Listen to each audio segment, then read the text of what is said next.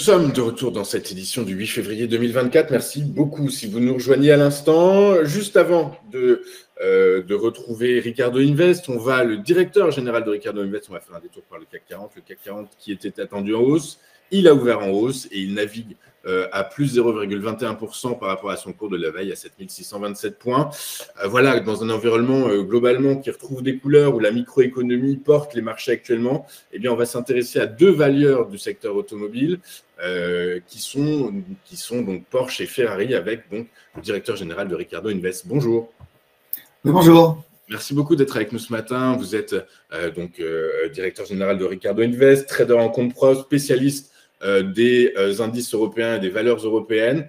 Vous avez décidé de nous parler de Porsche, de Porsche et Ferrari, puisqu'on va voir que ce soit fondamentalement ou techniquement, les deux actifs, les deux valeurs sont dans des situations diamétralement opposées. Porsche, si j'ose faire un mauvais jeu de mots, semble avoir le pied sur la pédale de frein depuis déjà pas mal de temps. On peut dire ça effectivement, la pédale de frein pour Porsche et puis beaucoup plus accélératrice chez Ferrari, mais on en parlera juste après Porsche. À vrai dire, est-ce qu'on parle du secteur de l'automobile? Est-ce qu'on parle du secteur du luxe? On est entre les deux, à vrai dire. Quand on voit les valorisations des deux actifs, on se pose la question si on est vraiment dans le monde de l'automobile. Et c'est justement ça qui est intéressant dans ce domaine-là, puisque aujourd'hui, l'Europe a des valeurs extraordinaires un peu partout et dans des secteurs qui sont finalement les plus beaux au monde. Et les marques Porsche et Ferrari me paraissaient assez intéressantes. Et puis, dans ce nouveau rendez-vous avec vous, je trouvais ça intéressant de démarrer sur les chapeaux de roue avec ces deux valeurs. Donc, si vous voulez bien, on va attaquer par Porsche. Et on voit que sur le graphique que je vous propose, on a l'ensemble de la cotation de Porsche, puisque Porsche a été introduit. Alors, c'est Porsche AG, puisqu'il existe aussi une cotation pour la holding Porsche, mais c'est totalement différent. Là, on est vraiment sur la partie Porsche des voitures, de la fabrication des voitures et de la commercialisation. Et à vrai dire, on a une introduction en bourse qui est assez récente puisqu'elle date de fin septembre 2022 avec une cotation qui a commencé à 84 € et on est finalement tout près puisqu'on est actuellement, hier on a clôturé à 81,10 € et on est juste en dessous finalement l'IPO de l'année 2022. Alors ça s'explique par des phénomènes historiques et fondamentaux, que ce soit sur les chiffres mais aussi sur l'histoire et c'est ça qui est assez curieux sur Porsche puisqu'il faut refaire l'histoire de Porsche pour expliquer un petit peu la situation de Porsche qui est totalement différente de Ferrari et on va comprendre pourquoi aujourd'hui Porsche a une certaine difficulté dans sa cotation, dans son mouvement, je dirais, pour les investisseurs. Et est-ce qu'aujourd'hui il faut, je dirais, aller sur Porsche? C'est la grande question. Et tout simplement, déjà, la première chose qu'il faut retenir sur Porsche, c'est qu'elle a été créée par Ferdinand Porsche, mais ce n'est pas du tout lui qui a lancé la gamme automobile qu'on connaît, mais c'est son fils, puisque Ferdinand Porsche, ayant participé au Troisième Reich pendant la Deuxième Guerre mondiale, il s'est retrouvé emprisonné, et c'est son fils qui a lancé la gamme Porsche avec différents modèles. Et c'est en 1963 que la fameuse Porsche 911 a été lancée. Et d'ailleurs, le code de Porsche sur la bourse, eh bien, c'est P911. Donc, il y a une petite anecdote assez sympathique sur le sujet. Et aujourd'hui, la situation de Porsche, simplement, est une vente de voitures de luxe, je dirais, légèrement inférieure en prix quand même par rapport à Ferrari, puisque le premier prix chez Porsche est autour de 60 000 €, là où Ferrari commence à 200 000.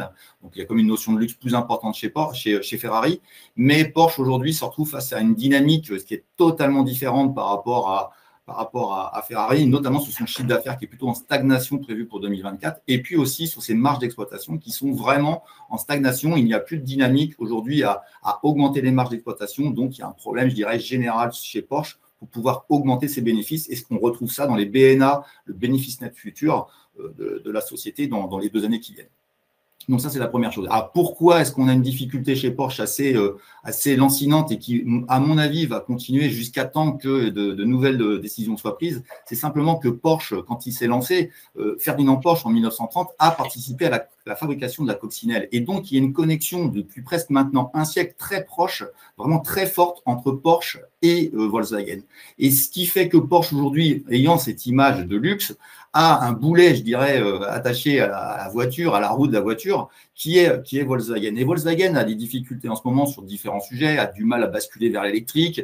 Il y a eu le Dieselgate où Porsche a été encore sauvé, je dirais, le mauvais soldat qui était Volkswagen. Et à vrai dire, l'imbrication Porsche-Volkswagen fait que Porsche a des difficultés, je dirais, en termes d'exploitation, à extraire, je dirais, toute la quintessence de la qualité de ces voitures. Je crois qu'on ne peut pas renier qu'une Porsche, ça reste une belle voiture, une voiture qui a de la qualité. Mais aujourd'hui, les difficultés sont finalement dans l'histoire de Porsche et de son imbrication financière, puisque Porsche possède partiellement Volkswagen et Volkswagen possède partiellement Porsche. Donc, ils sont vraiment imbriqués, même financièrement.